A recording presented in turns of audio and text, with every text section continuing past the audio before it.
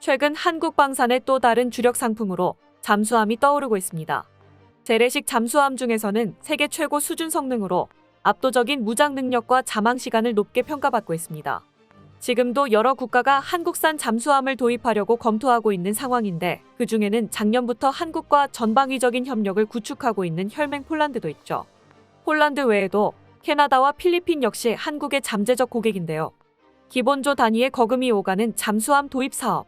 이들 국가 모두 한국 잠수함 도입을 매우 긍정적으로 검토하고 있는 만큼 성사될 경우 한국에게 매우 큰 이득을 가져다 줄 것으로 여겨지고 있습니다. 그런데 여기서 놓쳐서는 안 될 중요한 사실이 있습니다. 한국은 수출 이전에 스스로를 지키기 위해서 잠수함을 개발하고 있다는 점입니다. 한국은 최근 잠수함에 적용할 수 있는 강력한 무장 기술을 개발하겠다고 공표했습니다. 이는 북한과 중국 등 주변의 위협이 점차 노골화되고 있는 현 상황과 무관하지 않은데요. 특히 요즘 들어 부쩍 자주 들려오는 핵 공격에 대처하는 유효한 수단이라고 알려졌습니다. 심지어는 조건만 갖춰질 경우 역으로 핵 공격을 가하는 데에도 쓰일 수 있다고 하는데요. 이러한 소식은 수출 시장에서 다시금 도입국들의 귀를 솔깃하게 만들었다고 합니다. 자세한 소식을 함께 알아보겠습니다. 지난 9월 2일 북한은 서해상으로 순항 미사일을 발사했습니다. 이번 일에 앞서 북한 노동당 기관지 노동신문은 8월 29일부터 남반부 전 영토 점령을 목표로 전군 지휘 훈련에 돌입했다고 보도한 바 있었습니다. 또한 지난 8월 30일에는 평양 순안 일대에서 동해상으로 단거리 탄도미사일을 2발 발사하기도 했죠.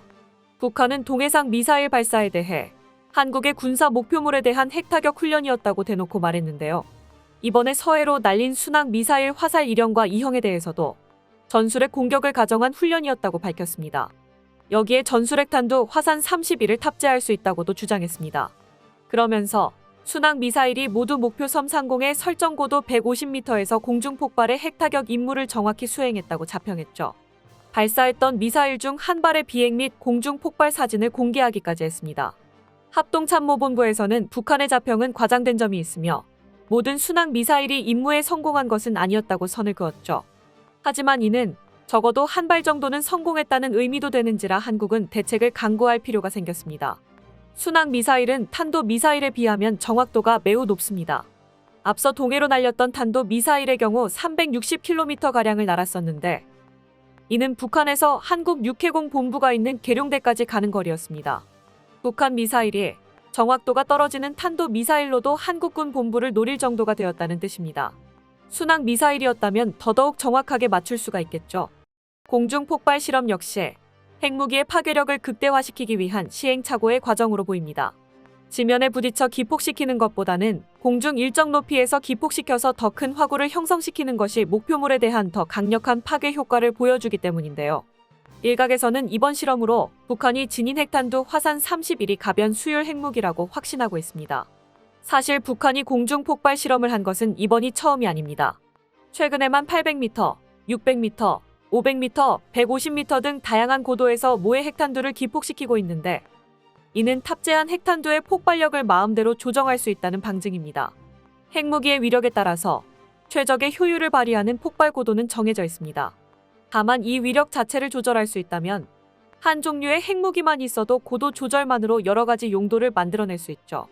북한이 굳이 고도만을 바꿔가면서 기폭 실험을 한다는 것은 자신들이 습득한 가변 수율 핵탄두의 효율을 자신들이 가진 투발 수단으로 전부 발휘할 수 있는지 확인해보려 했기 때문이라는 이야기입니다.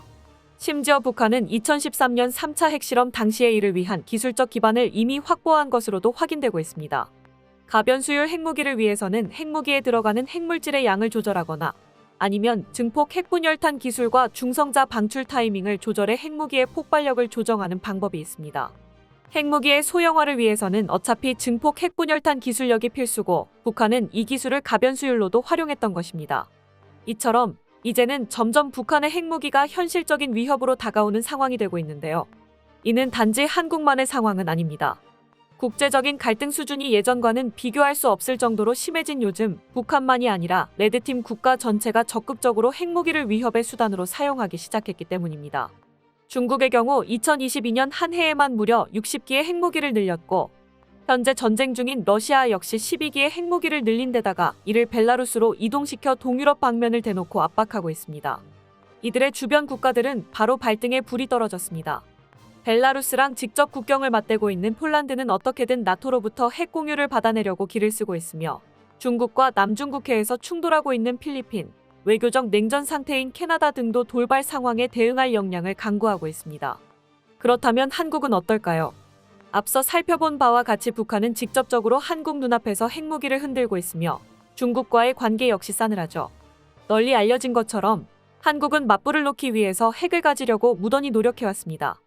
그러나 하필이면 핵무기를 포기하는 일이 서방의 일원이 되는 조건처럼 따라붙었고 한국은 이 길을 택했습니다. 그래서 한국은 핵 대신에 재래식 무기로 화력의 끝을 보기로 했는데요. 대표적인 것이 최근 양산되기 시작했다는 현무5 미사일이라고 할 수 있을 것입니다. 하지만 여전히 이것이 핵을 가진 상대에 대한 억지력이 된다고는 여겨지지 않습니다. 이는 현무5 같은 괴물 미사일을 만들어낸 한국도 인정하고 가는 점이죠. 결국에 핵을 억제하는 것은 같은 핵을 통한 상호 확증 파괴뿐. 폴란드가 나토로부터 핵 공유를 받으려고 애를 쓰는 것도 결국은 핵이 있어야 러시아를 상대할 수 있기 때문입니다.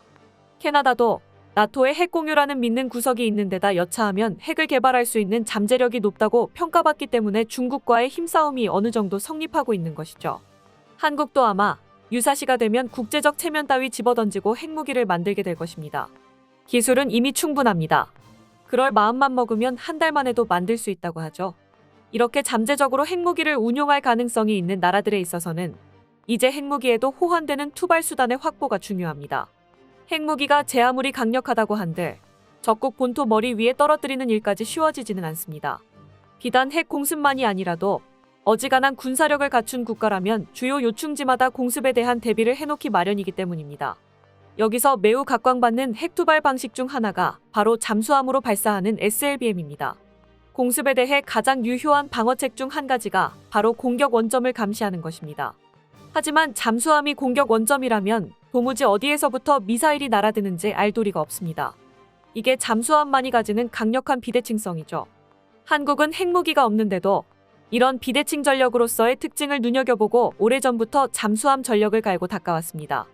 선제 타격을 장담할 수만 있다면 잠수함의 존재만으로도 핵무기 사용을 어느 정도는 억제할 수 있기 때문입니다.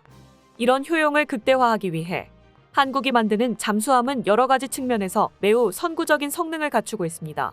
특히 자망 시간과 무장 능력에 대해서는 재래식 잠수함으로서는 세계 최고 수준이라고 할 수 있죠. 잠수함에 장착하는 수직 발사 체계 VLS의 수량과 성능은 감히 따라올 상대가 없습니다.